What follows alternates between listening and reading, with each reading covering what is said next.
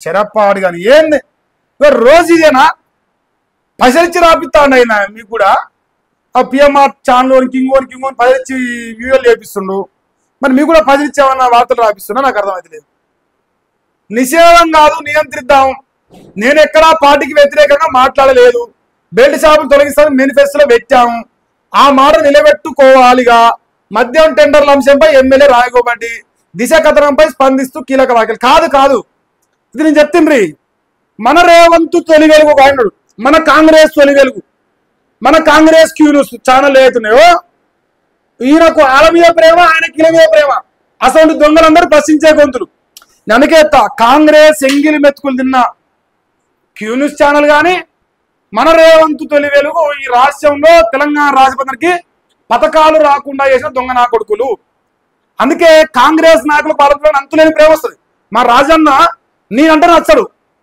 నచ్చడు నాతోనే మాట్లాడటానికి భయపడతాడు కానీ ఇంకో నీ మీద నాకు చాలా అభిమానం ఉంది అని చెప్తాను పొద్దులో ఆయనకు మన రేవంతు తొలి వెలుగు వాళ్ళతో మాట్లాడిన ముచ్చట్లే మొత్తం దించేసారు ఏమన్నా ఏం రాజన్న మరి వాళ్ళు ప్రశ్నించే గొంతులే ప్రశ్నిస్తారుగా నిన్ను ప్రశ్నించరు కదా మీ కాంగ్రెస్ ను ప్రశ్నించే గొంతుల ముసుగులో కాంగ్రెస్ సంకర ఆకుతారు కాబట్టి మీకు నచ్చుతారు వాళ్ళు అందుకే మీకు వాళ్ళపైన అభిమానం ఉంటుంది అది మలిగాడు కావచ్చు ఇంకో గొలిగాడు కావచ్చు చూడనే కావచ్చు మాకు తెలుసు కదా అందుకే కదా మహేష్ గాడ్స్ అనేటువంటి అంటే వాళ్ళకు కూర్చోబడుతుంది అందుకే కదా మహేష్ గాడ్స్ ఎక్కడ ఎదిగిపోతాడో ఎక్కడ మా లంగా కథ మొత్తం బయటపెడతాడని చెప్పేసి 24 గంటలు కుట్ర చేసుకుంటుంటారు మా ఛానల్ పైన ప్రజలకు తెలుసు కదా రాజన్న గారు కథ నడిపించింది ఇలా ఆయన ఆడ రాసింది ఏడు రాసినట్టుంది మునుగోడులో మద్యం విక్రయాల విషయంలో తానేమి కాంగ్రెస్ పార్టీ మేనిఫెస్టో విరుద్ధంగా మాట్లాడడం లేదని ఎమ్మెల్యే రాయగొబట్టి అన్నారు అధికారంలోకి వస్తే బెల్ట్ షాపులు ఎత్తివేయిస్తామని పార్టీ మేనిఫెస్టోలో చెప్పినని గుర్తు చేసింది మద్యం షాపులకు టెండర్ల నేపథ్యంలో ఇటీవల కోమరెడ్డి రాజగోపాల్ మునుగోడు నగరంలో పలు కండిషన్లు పెట్టిన వీడియో వైరల్ అయింది వైరల్ చేసిండు వైరల్ కాలే ఈ ఎవరాలు చెప్పాడు మీకు పనికి మాలినాడు ఆయన కూర్చోట్ల మంచి కూర్చొని మంచి ఎదురుగా కెమెరా పెట్టుకొని వీడియో తెలిసి మాట్లాడి అంత కథ నడిపించి వైరల్ అయ్యిందంటారేదో వైరల్ చేయించిండు మరి నేను కూడా రేపు స్థానిక ఎలక్షన్స్ రేపు జనరల్ ఎలక్షన్లో నేను కూడా వైరల్ చేస్తా బెల్ట్ షాపులు అంటారుగా ఇప్పుడు వద్దంటాడు వయసు వద్దంటుందా రేపు మా రాజన్న 2028లో ఎంతో బ్రహ్మాండంగా ఊరికి గల్లీకి అంటారుగా ఏర్ల పార్తో మందు అది కల్తీ సారా టైపు స్పిరిట్ వేసిన మందు గుట్టలుగా మోస్తుంది ఎలక్షన్స్ రాగా మా రాజన్న కాంగ్రెస్ పార్టీలో చూపిస్తా కదా నీకు నేను చూసినా కదా నేను చేసినా కదా నాకు తెలియదు రాజకీయం ఆయన రాజకీయం ఎట్లాంటిది బీజేపీలో ఆయన ఎట్లాంటి రాజకీయం ఎవడైనా వస్తాడు కానీ నీతి వాక్యాలు చెప్తుండు అది నాకు నచ్చలే చేసేదేమో పనికి మాల పని చెప్పేదేమో సారంగా ఎందుకంటే నాకు నచ్చదు ఈయన ఏ మాత్రం మందు వస్తాడో రేపు దాని లెక్క మొత్తం ఇస్తా ఇంకా అంటాను పొద్దుగాల అడిగేటోడు కూడా గమ్మత్తున్నాడు అంత కాంగ్రెస్ బ్యాచ్ సారు మీ దగ్గర బెల్ట్ షాపులు లేవట అంటే లేవని ఆయన చెప్తే నేను లేవని అంటాడు అలాట కనుక్కున్నా ఉన్నాయంట అంటే లేదు ఇద్దరం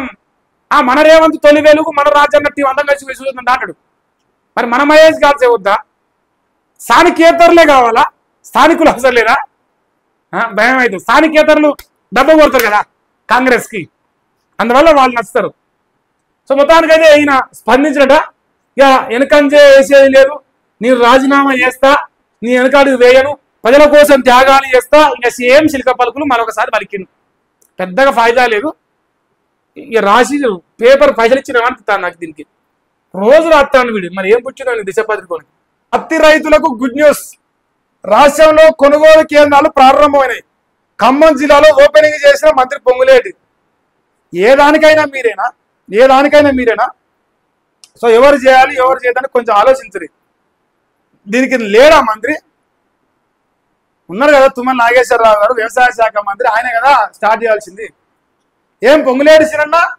ఎమ్మటే యాక్టివ్ అయిపోయినావా కొండా సురేఖ పంచాయతీ అయిపోయింది మనం యాక్టివ్ ఉండొచ్చు అని చెప్పేసి వచ్చినావా నువ్వెందుకు వచ్చినావు మంత్రి గారు లేరా ఈరోజు కొనుగోలు కేంద్రాలు ప్రారంభించారట సో ఎవరైతే రాష్ట్రంలో రైతాంగం భారత వ్యవసాయ ఛానల్ చూస్తూ ఉంటారో పత్తి రైతులు ఉంటే ఇన్ కేస్ మీకు ఎక్కడ కటింగ్ పెట్టినా మీ తేమ శాతం ఎక్కువ ఉంది మాయిశ్చర్ ఎక్కువ ఉంది నల్లగా ఉంది తెల్లగా ఉందని లత్కోరు మడలవరు అని చెప్పి పత్తి కటింగ్ పెట్టినా దొంగ కాంటాలు ఏర్పాటు చేసినా ఇంకేం చేసినా సో దయచేసి కామెంట్ సెక్షన్ తెలియజేసే ప్రయత్నం చేసి మిమ్మల్ని సంప్రదిస్తాం అవసరమైతే వాడు ఎవడైనా సరే వాళ్ళ అధికారాన్ని కూడా వదిలిపెట్టండి ఎందుకంటే నేను పత్తి పండించి ఆ కష్టాలు చూసాను కాబట్టి గ్రౌండ్లో ఉన్న ప్రాబ్లం తెలుసు కాబట్టి రిక్వెస్ట్ చేస్తా ఉన్నాను.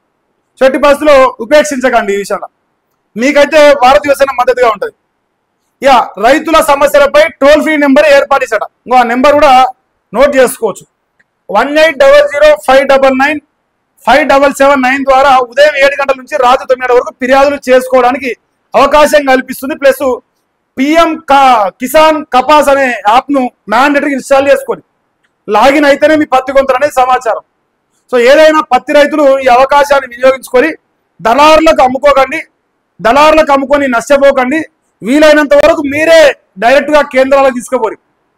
ఇన్ కేసు అక్కడ కూడా మిమ్మల్ని ఇబ్బంది పెడితే ప్రజల ద్వారా మేము ప్రశ్నించే ప్రయత్నం చేస్తాం. కానీ నేరుగా మీరు రైతులే పోయి అమ్ముకోవడం కోసమే కేంద్రాలు ఏర్పాటు చేస్తారు. దళారులకు అమ్మి మీరు నష్టపోవాలని కాదు. సో అదొకటి దృష్టిలో పెట్టుకోండి. మరి ఈ అధికారులు, అగ్రికల్చర్ ఆఫీసర్, వ్యవసాయ శాఖలో పనిచేస్తున్న అధికారులందరూ ఈ సిసిఐలో ఉండే అధికారులు చాలా అప్రమత్తంగా ఉండాలి.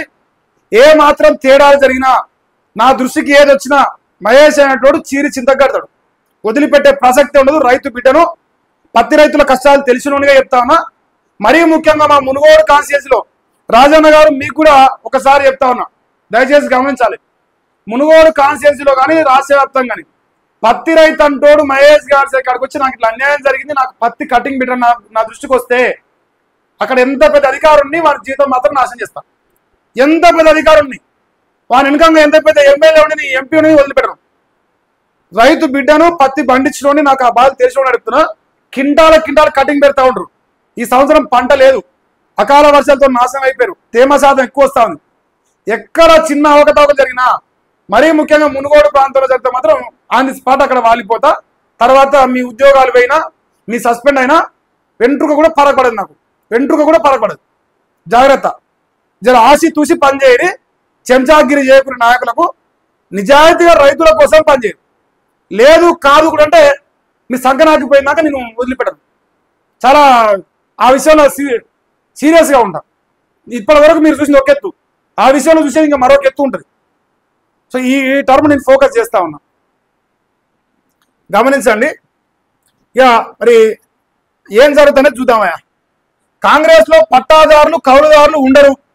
జీవన్ రెడ్డి వ్యాఖ్యలకు PCC chief counter. CM Konda Surekha భేటీతో సమస్యలు ఫుల్ స్టాప్ అట. ఇంకో పట్టాదారులు లేరు, కౌలుదారులు లేరు. పోయి అబ్బా ఏం చెప్తాడా నీతి వాక్యాలు. చిన్న చెప్పుడు ఆ చెప్పుడు. ఏం మహేష్ కుమార్ గౌడనా? మరి ఈయన పట్టదాడా కౌలుదాడా చెప్పు. కొండ సురేఖ విషయంలో మంచోని మంచి పనేసి అనుకుందాం చెప్పు. పంచాయతీ సల్ల పెట్టినావు ఓకే, కానీ ఇప్పుడు ఈయన మంచోడా చెడ్డోడా? ఈయన కౌలుదారా పడదారా? ఎంతమంది కౌలుదారులో నేను చెప్తా లెక్క. కాంగ్రెస్ పార్టీలో ఎంతమంది దొంగలురో నేను చెప్తా లెక్క. ఇప్పటి వరకు మీ ప్రభుత్వం ఎంతమంది దొంగలు ఇయ్యారా అధికారులు కూర్చొని చెప్తా. ఏం మహేష్ అన్న ఏం చెప్తావే? నిధులు నమ్మాలి కదా ప్రజలు. ఏం చెప్తున్నావు మనం చెప్తే నమ్ముతారా? మన ముఖం మీద ఉంచుతారా?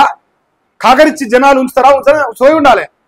ఊకనే ఎట్లా చెప్తావు అన్నట్లా చెప్పకూడదు కదా అన్న. నీతి వాక్యాలు చెప్పిండు, మొత్తం కథ నడిపిస్తానంట. ఆయన ఫుల్ పని చేస్తానట, మామూలు పని చేస్తాడట.